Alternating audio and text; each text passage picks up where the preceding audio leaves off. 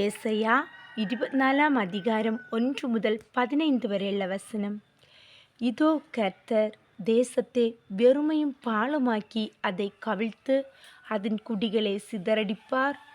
அப்பொழுது ஜனத்திற்கு எப்படியோ அப்படி ஆசாரியனுக்கும் வேலைக்காரனுக்கும் எப்படியோ அப்படி எஜமானனுக்கும் வேலைக்காரிக்கும் எப்படியோ அப்படி எஜமானனுக்கும் கொண்டவனுக்கும் எப்படியோ அப்படியே விற்கிறவனுக்கும் கடன் கொடுத்தவனுக்கு எப்படியோ அப்படியே கடன் வாங்கினவனுக்கும் வட்டி வாங்கினவனுக்கும் எப்படியோ அப்படியே வட்டி கொடுத்தவனுக்கும் எல்லாருக்கும் சரியாக நடக்கும்.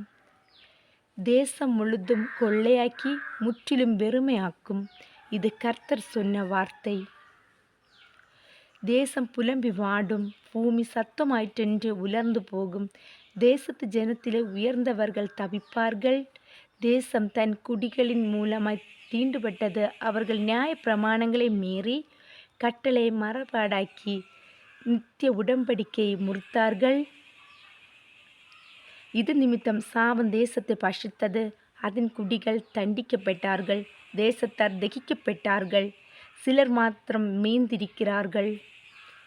திராட்சை ரசம் துக்கம் கொண்டாடும், திராட்சை செடி வதக்கும். மனக்களிப்பாயிருக்கிறவர்கள் எல்லாரும் பெருமூச்சு விடுவார்கள்.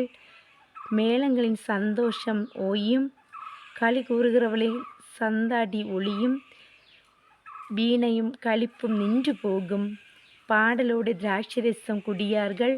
மதுபான அதை குடிக்கிறவர்களுக்கு கசக்கும். வெறுமையாய் போன நகரம் தகர்ந்து ஒருவரும் உள்ளே பிரவேசிக்க கூடாதபடி வீடுகளெல்லாம் அடைக்கப்படும். திராட்சரசத்திற்காக வீதிகளிலே கூக்குரல் உண்டு. எல்லா சந்தோஷமும் மங்கி தேசத்தின் மகிழ்ச்சி அற்று போகும். நகரத்தில் மீதியாயிருப்பது அழிவே. வாசல்கள் இடிக்கப்பட்டு பாழாகி கிடக்கும்.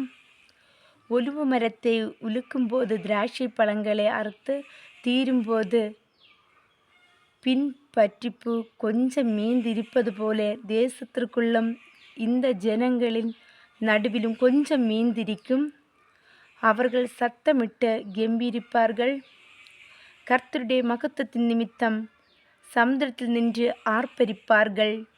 ஆகையால் கர்த்தரை விளக்கு திசையிலும் இஸ்ராயலின் தேவனாகிய கர்த்தரின் நாமத்தை சமுத்திர தீவுகளிலும் மகிமைப்படுத்துங்கள்.